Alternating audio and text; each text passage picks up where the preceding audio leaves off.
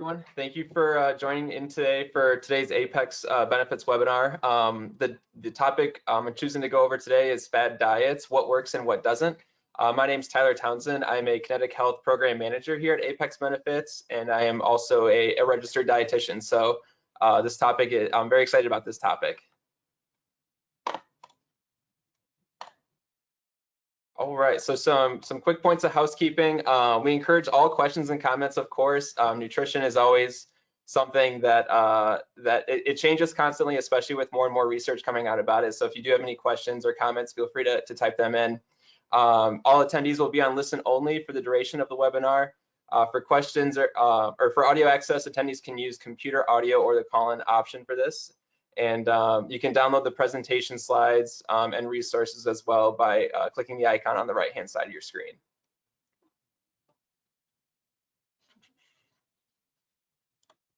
All right, and then, so for today's agenda, I kind of gave a brief definition of what a fad diet is, and then how to spot a fad diet, and then we have a couple overviews or examples that I wanted to go through as well.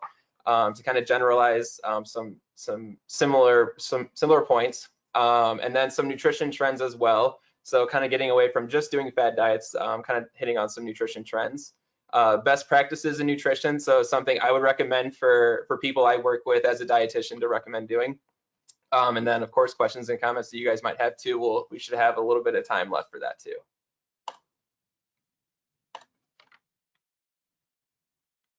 All right. So what is a fad diet? So it's a little bit of a challenge to define actually. Doing like a quick internet search, there's actually not a really good clear definition of what it is. If we look at the Webster definition, of course we have to go back to Webster's. A fad diet is a practice or interest followed for a time with exaggerated zeal. So I kind of took that term and how could I put it into what is a fad diet? So I kind of came up with, we could generalize that it's a meal plan that is sold as the best or fastest approach to change or improve your health status. Many times these fad diets will be used for weight loss. That is kind of the more typical one that we see. However, they can also promise some other things. So it might be a cleanse or a detox, detoxing your blood, reset your metabolism, among various other things that are promised without a lot of tangible ways to measure it.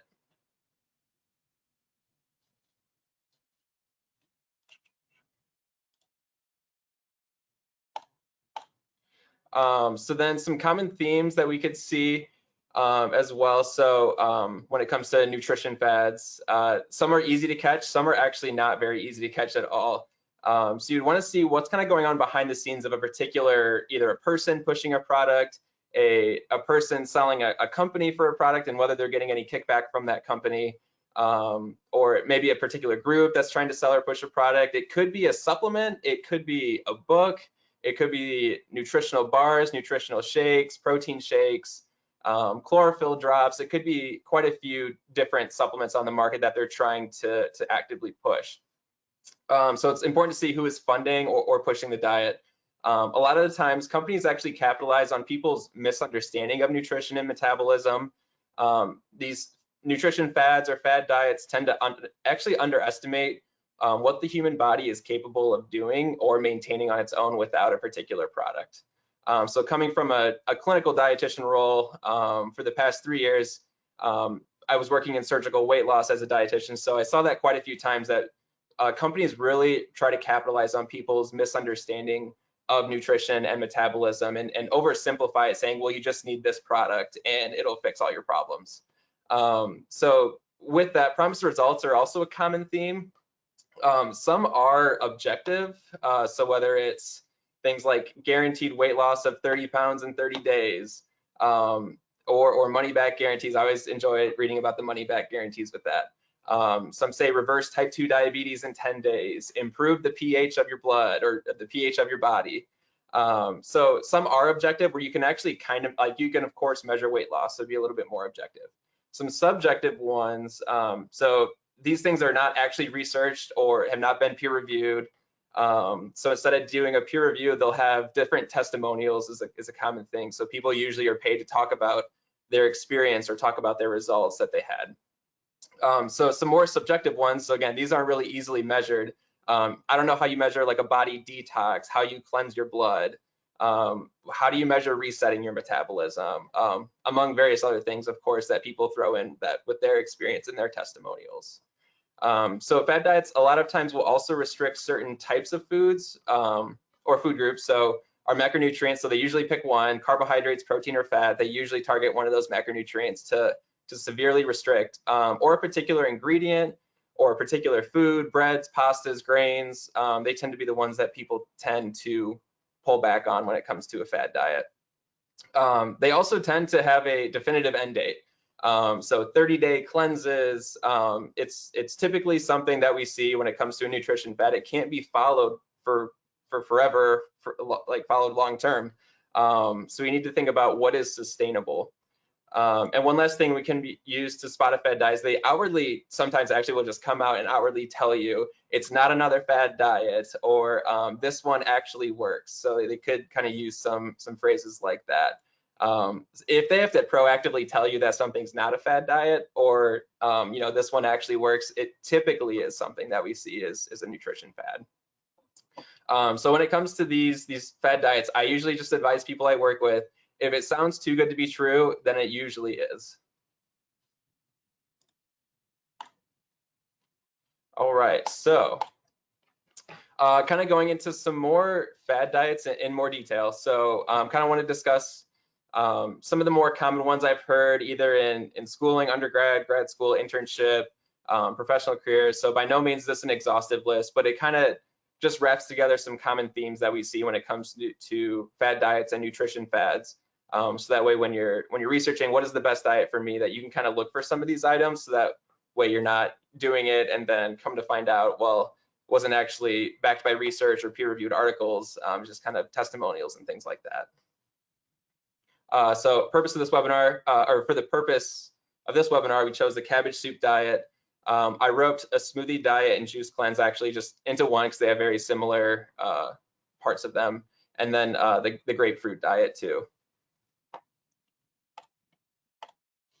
All right, and then, so cabbage soup diet.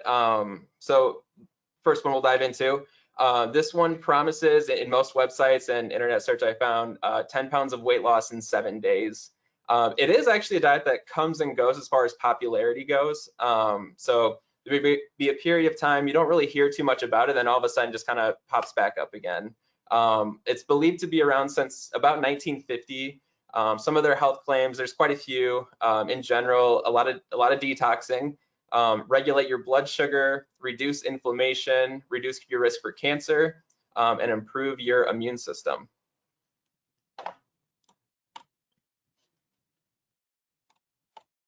So for the cabbage soup diet, thought we should lay out some ground rules. I will say it was actually a bit of a challenge to find consistent directions for the cabbage soup diet.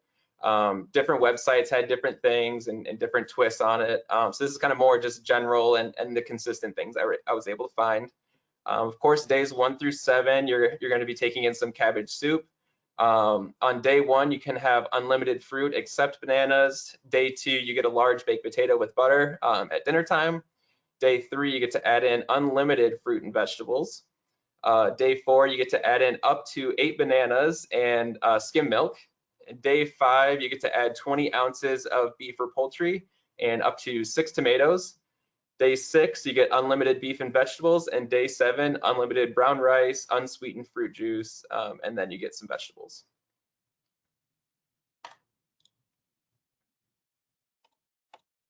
So kind of transitioning into the red flags with this. So it is a very, very restrictive diet. So it basically limits your food choices to no more than a handful of items.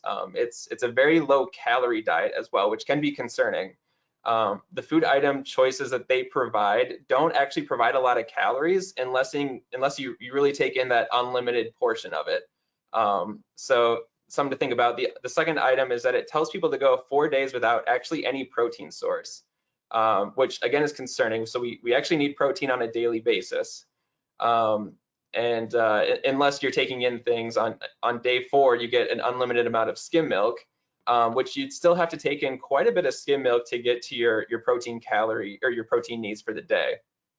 So for the most people, a general healthy person, you'd want to do about 0.8 grams to 1 gram of protein per kilogram of body weight, which doing the cabbage soup diet wouldn't really, it'd be a challenge to get there until you're done with it.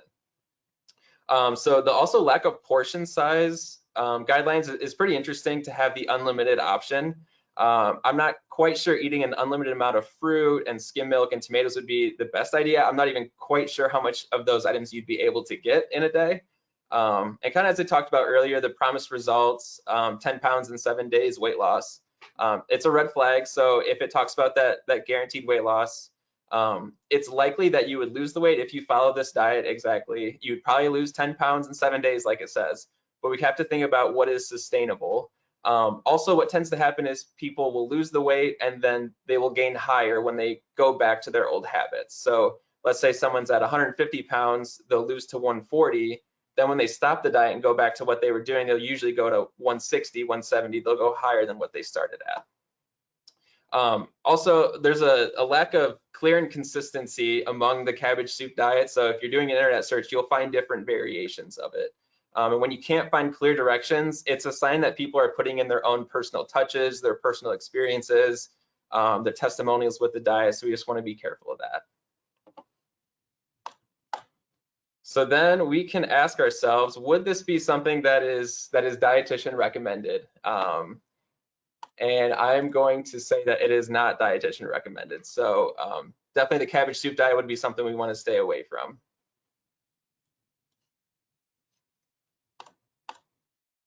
All right, next one I want to talk about here. So juice cleanses and smoothie diet. So again, doing a quick online search, there's many different types of juice cleanses and smoothie diets. So we're going to generalize here. For the most part, you'll consume juices or you'll consume liquids or smoothies for a handful of days, and then you reintroduce foods back into your diet, typically 1 or 2 foods at a time for 7 to 10 days. So health claim perspective, there's another variety: weight loss, that common one, flushing toxins, detox, of course. One was interesting was it allows your skin to glow, which was something. And then something that a lot of people claim is that you better absorb the nutrients when it's in a juice or when it's in a smoothie, which is not true. Human body's amazing; it can do what it needs without breaking down the nutrients in a juice cleanse. All right, so with the juice cleanse diet, it's very restrictive on many different levels. So these juice cleanses will be very calorically restricted. There's also, again, usually no protein in the smoothies. There's usually no protein in anything you're juicing. So there is, vegetables that are higher in protein as well. So you can do some legume, soy, beans, but you're typically not going to juice those products. So this diet is also not sustainable because you really can't live on a juice cleanse the rest of your life. You can't live on an all smoothie diet the rest of your life. So again, will you lose weight from it by doing this strictly? Yes, you will, but the weight will probably come back once you go back to old habits. So basically a juice cleanse would be high in carbohydrates as well. So for those that have diabetes too, we need to be extremely careful when it comes to these cleanses to make sure, how much carbs that they're putting in. And a lot of these subjective health claims, of course, so flushing toxins, glowing skin, there's really not a good way to measure those things. So if you can't measure it, how are you supposed to know that it's actually working? And then looking at costs as well, the juice cleanses and smoothies they're pretty pricey. If you were to do, I think in general, on average, if you did a 7 to 10 day, maybe 14 days, you're going to spend about $300, which is quite a bit of groceries when you put it in comparison to just doing a juice cleanse. So again, juice cleanses, these would also not be dietitian recommended, of course. I'm sure you're seeing a theme here with that. All right. Last one is the grapefruit diet. So last thing I wanted to talk, last nutrition fad or fad diet we want to talk about is the grapefruit diet. Again, a lot of different variations for the grapefruit diet. It can be a common theme to see that, again, all different tidbits and testimonials and all that good stuff. So for this, you consume 1 grapefruit for each meal 3 times a day. They do outline that they actually do not allow snacks or a 4th meal before bed. From a restriction standpoint, you cannot consume grains, starches, dairy, added sugar as part of the 7 to 10 day diet. And you will be allowed to eat as part of the grapefruit diet. You can have eggs, bacon, chicken, salad, cooked vegetables, and then your grapefruit at each meal.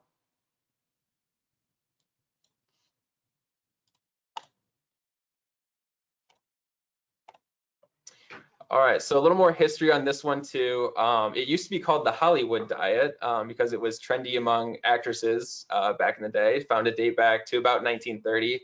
Again, kind of like the cabbage soup diet. You hear about it, it goes away, it comes back again with more popularity. So again, several health claims, weight loss, the claim that grapefruits are a quote unquote negative calorie food, hypothetically. This would mean that it takes more energy to consume, digest, and absorb than there's actual calories in the grapefruit, which is a bit of a fallacy. So unless you're doing physical activity while eating grapefruits, there's not a negative calorie to it. There are also health claims that grapefruits specifically target fat loss when you consume them. And of course, there is the detox claim, which with, like everything else, we're seeing a theme there, right?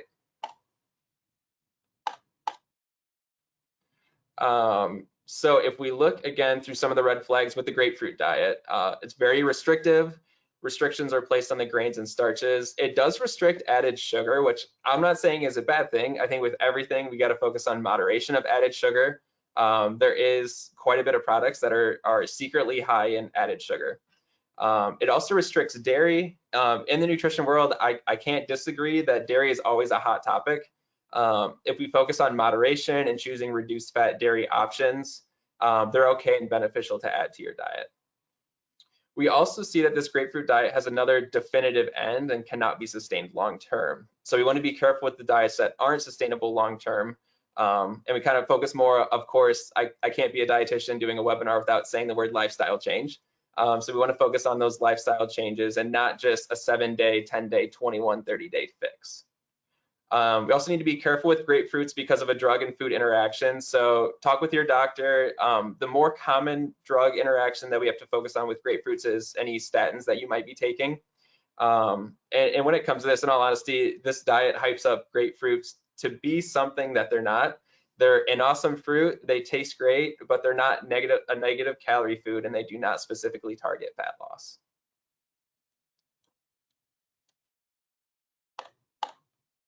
So again, final verdict on the grapefruit diet. This would be not dietitian recommended.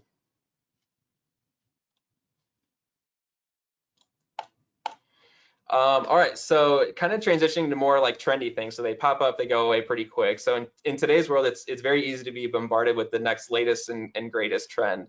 And they come and go on a week basis, then they're gone the next week. So TikTok is actually becoming the place to get the latest nutrition trend.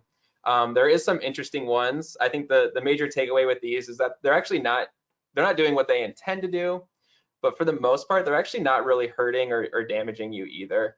The claims that they talk about are not backed by research, of course, and it started with a social media influencer telling all of their followers and what they do on a typical day, and it just kind of becomes progressively becomes a thing. And when it comes to these types of things, we can really tell how powerful the internet is for a tool for getting all information.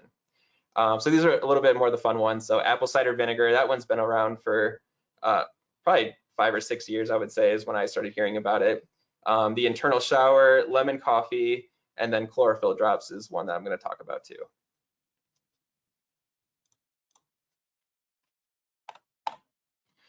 So with apple cider vinegar, people usually consume about 1 shot or supplement of this per day. It's typically in the form of a liquid. It can be now purchased in a chewable or a pill form, because quite frankly, taking 1 shot of apple cider vinegar, it's pretty tough to do. It does not taste good. And if you have a sensitive stomach, it can really kind of upset your stomach. The health claims for this is that it kills bacteria, aids in weight loss, improves blood sugar.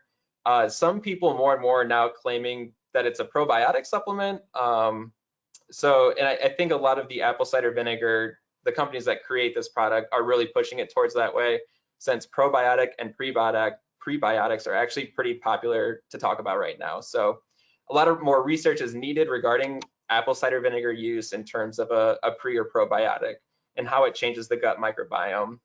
In general, apple cider vinegar is safe to use. The health claims are lofty. They're not backed by science at this time.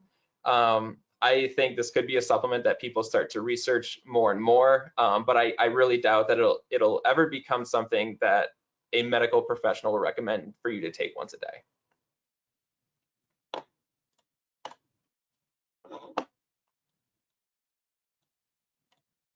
All right, next thing we have here is the internal shower. So with this one, you take 2 tablespoons of a chia seed mix, chia seeds, and then you mix it in 10 ounces of water. You let it sit for a few minutes.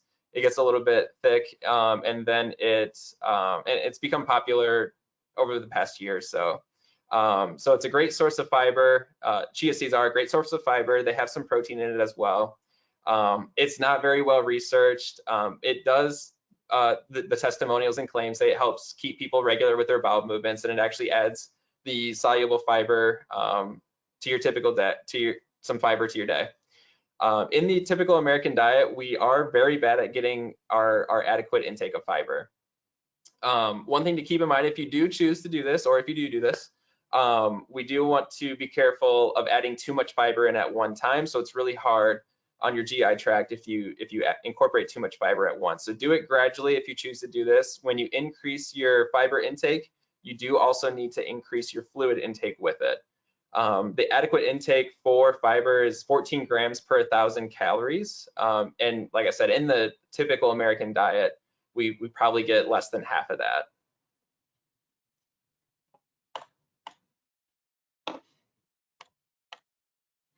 All right, so with the this one too, so the lemon coffee, it went viral on TikTok probably a year or so ago.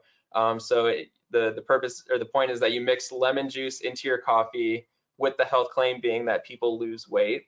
Again, no research to back this claim. It is rather harmless to put lemon juice in your coffee if you choose to do that. Lemon juice is a 0-calorie additive. So if you enjoy putting lemon juice in your coffee, feel free to do it. It may not be helping anything, but it's not doing anything to hurt you either. The only thing I could think of is that with the acidity of lemon and coffee, both are pretty acidic products, so it could cause some issues for people with gastroesophageal reflux disease. If you don't have any issues with that, then you don't need to worry about it. More importantly, when it comes to coffee, I think we want to be careful with the calories and sugar we're adding in. So sugary creamers on top of adding regular sugar, it really could add a lot of extra calories to your day. So I'm basically calling out Dunkin' Donuts right now with all the extra cream and sugar that they tend to add in. So when talking to people about liquid intake, I usually ask people, do you have cream with your coffee or coffee with your cream?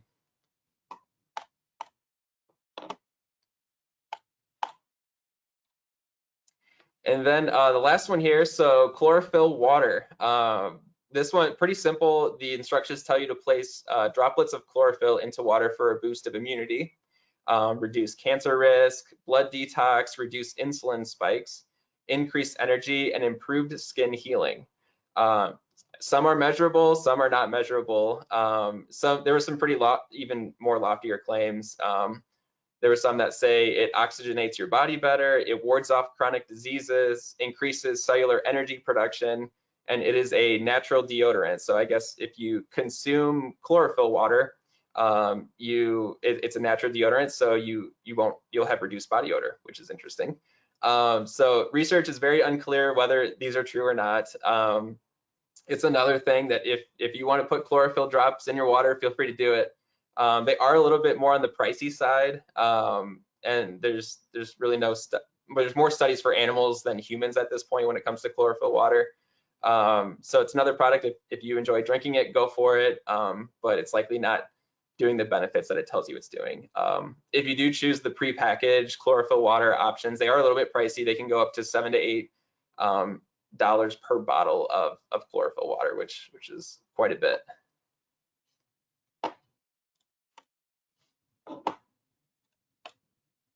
So basically, you're probably thinking all the things that I just told you to avoid doing and be careful of, et cetera, et cetera. But I do want to leave some items for you to think about that are okay to think about, I guess. So prefer to get away from the word diet, kind of more so talk about nutrition plan. So what nutrition plan is the best? It's always important to promote a balanced diet. So we want to stay on a nutrition plan that promotes a diet from all food groups. So diets that are very restrictive are not good. So you'll be missing out on some essential nutrients, micronutrients, macronutrients. So your daily food intake should include whole grains, lean proteins, vegetables, fruits, healthy fats, and hydration is especially important. Another thing is we want to set realistic expectations and goals. So more on a more individualized level for me, if we think about what's realistic, personally, if you told me to follow a vegan diet, I would have a terrible time. I would be the worst vegan ever, just because I enjoy consuming lean protein animal sources. So for me to do a vegan diet is not sustainable. I can't do it long term. Because I'd get frustrated, I would quit with it. So we have to think about on an individual level, if what you enjoy doing for food and what you enjoy having should be part of your nutrition plan. So a variety of fruits and vegetables, lean proteins, whole grains is all good. And then, although I don't really consider it a fad diet, probably another thing that I get a lot of questions about is intermittent fasting. So intermittent fasting can be helpful because it helps us stay mindful of late night eating, which can be a challenge for some to avoid too. So kind of just setting the parameters in a realistic fashion is good. Sustainable lifelong as well. So your diet should be able to be maintained for the rest of your life. The diets that call for a 10 or 21 day fix are designed that way because they are not able to be sustained. And as always, you want your healthcare team to be on board. So consult with your doctor before starting a new diet or starting a new supplement.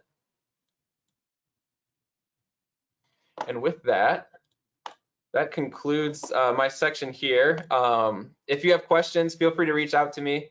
I'm always available. I really enjoy being a registered dietitian, of course. So any nutrition questions or something you might have heard about, whether it's a nutrition fad or just a more general question, feel free to reach out to me at any time. And then here's my references as well.